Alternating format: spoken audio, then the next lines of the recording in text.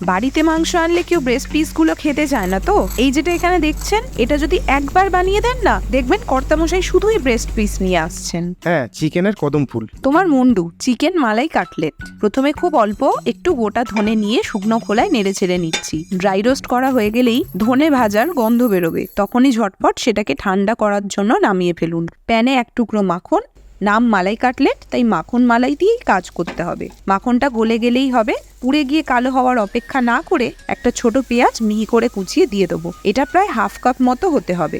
বাটারে হালকা টস করে নেব। শুধু রংটা পাল্টে পিঙ্ক হলেই একটা পুচকি আলু পাতলা পাতলা স্লাইস করে দিয়ে দেবো। আলুর খোসা ছাড়ানো আছে। আলুটা যত কম দেবেন ততই ভালো, খুব বেশি আলু না দিলেই ভালো হয়। বড় বড় 3 কোয়া রসুন গ্রেট করে দিয়ে দিচ্ছি। হালকা আঁচে নেড়ে চেড়ে রসুনের কাঁচা গন্ধ দূর করতে হবে।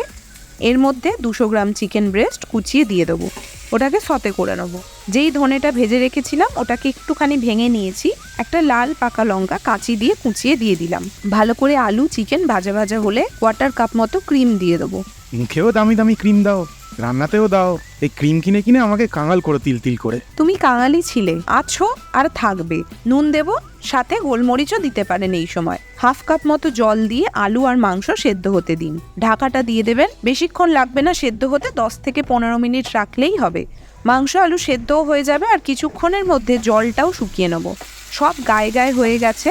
এবার এটাকে একটা প্যানে ঢেলে একটু ঠান্ডা হতে দিন। 2টো কাঁটা চামচ দিয়ে মাংসগুলো ছিঁড়ে দিন আর আলুগুলো ম্যাশ করে নিন।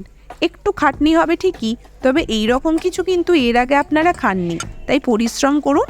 এক্ষেত্রে ভালো একটা নোনতা ফল পাবেন। আলু মাংস সব মিলেমিশে একাকার। মিক্সচারটা পুরোপুরি ঠান্ডা হতে দিন। অল্প ধনেপাতা কুচিয়ে এর মধ্যে দিয়ে দেবো আর 2 টেবিল স্পুন ব্রেড ক্রাম্ব। মাখো এবার মাখো। তোমার কথা আর সুর দুটোই ভুল। মা দুর্গা ত্রিশূল নিয়ে ধেয়ে আসছে মনে হয় তোমার দিকে। এবার অল্প অল্প করে মাংসের পেস্টটা নিয়ে কাটলেটের আকারে গড়ে নেব। যে কোনো শেপ দিতে পারেন, কোনো অসুবিধা নেই। টোটাল 8টা কাটলেট হয়েছে এখানে। এবার এগুলোকে কোট পরানোর পালা। একটা ডিম ফাটিয়ে নুন দিয়ে দেবো। ভালো মতো ফেটিয়ে নেবো একবার। এবার একটা করে কাটলেট নিয়ে একবার ডিমের গোলায় ডুবিয়ে প্যানকো ব্রেড ক্রাম্ব দিয়ে কোট করে নেবো। সিঙ্গেল কোট দেবো। ডাবল কোট করলে বড্ড মোটা হয়ে যায় কোটিংটা, তাই সিঙ্গেল কোট ইজ ফাইন। তেল গরম করে ডুবো তেলে ভেজে নিতে হবে। ছাড়ার সময় খুব সাবধান, আর উল্টানোর সময়ও তাই।